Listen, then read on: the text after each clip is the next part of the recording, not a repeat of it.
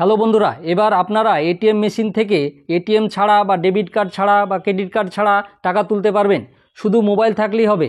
UPI স্ক্যানের মাধ্যমে আপনারা সব কিছু পেমেন্ট করতে পারেন এবং এবার এটিএমে স্ক্যানের মাধ্যমে টাকা তুলতে পারবেন।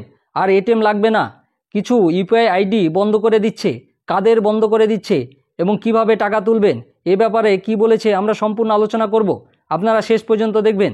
দেখার আগে যারা নতুন আছেন চ্যানেলটাকে সাবস্ক্রাইব করে দিবেন, আর যারা ফেসবুক থেকে দেখবেন অবশ্যই পেজটাকে ফলো করবেন। কি বলেছে দেখুন, ডিজিটাল পেমেন্টের সবচেয়ে জনপ্রিয় মাধ্যম এখন ইউনিফাইড পেমেন্টস ইন্টারফেস বা ইউপিআই। কিউআর কোড স্ক্যান কিংবা ইউপিআই আইডি বা ফোন নম্বর দিলে কেল্লা ফাতে। মুহূর্তে টাকা লেনদেন থেকে কেনাকাটা, মোবাইল রিচার্জ, বিদ্যুতের বিল সবই মেটানো সম্ভব।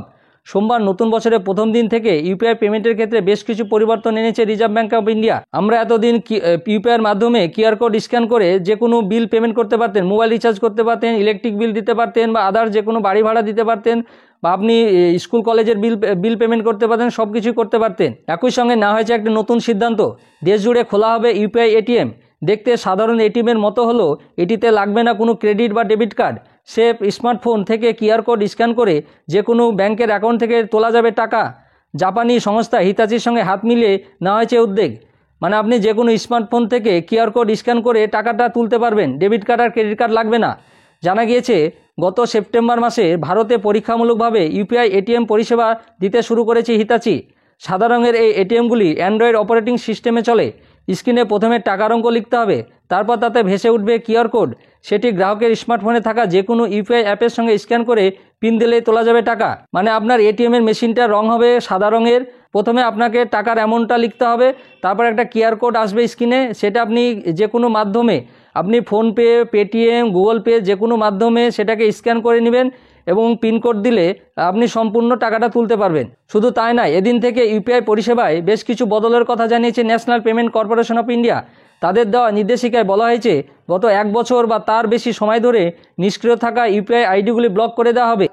কিছু ইউপিআই আইডি আপনার বন্ধ করে দিচ্ছে, মানে যেসব আইডি 1 বছর বা তার বেশি ব্যবহার করা হয়নি তো সেসব ইউপিআই আইডিগুলোকে বন্ধ করে দিচ্ছে। মানে আপনি যদি কোনো ইউপিআই আইডি খোলার পরে কোনো ব্যবহার না করেন তাহলে আপনার ইউপিআই আইডিগুলো আর চলবে না, সেগুলো সম্পূর্ণ বন্ধ করে দেওয়া হচ্ছে। সংশ্লিষ্ট ব্যবহারকারীর এই পুরানো আইডি দিয়ে নতুন বছরে আর কোনো লেনদেন করতে পারবেন না। ইউপিআইয়ের মাধ্যমে দৈনিক টাকা লেনদেনের ঊর্ধ্বসীমা বাড়িয়ে 1 লক্ষ টাকা করা হয়েছে। মানে আপনারা এখন ইউপিআই আইডির মাধ্যমে 1 লক্ষ টাকা পর্যন্ত লেনদেন করতে পারবেন।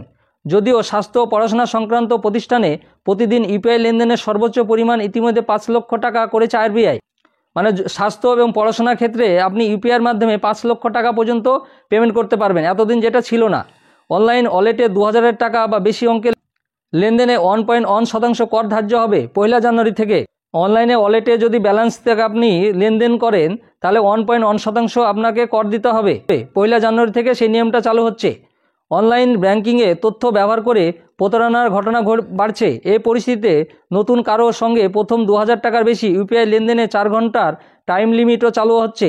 এতে নিজের ভুল বুঝতে পারলে লেনদেন বাতিল করার সংস্থান থাকছে।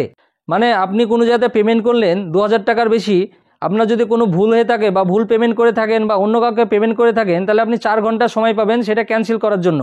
তাহলে এটা আপনার খুব সিকিউর হয়ে গেলেন, কারণ অনেক সময় আমরা ভুল জায়গাতে পেমেন্ট করে ফেলি, নিজেদের অজান্তেই আমরা সেটা হয়ে যায় অনেক সময়তে। সেটা আপনি আর অনেক সময়তে আপনার টাকা চলে যায় কিন্তু আপনি ব্যাক পান না। কিন্তু এখন আপনার হাতে 4 ঘন্টা সময় থাকবে সেটা আপনি ক্যান্সেল করা, তাহলে আপনি আবার টাকাটা ব্যাক পেয়ে যাবেন।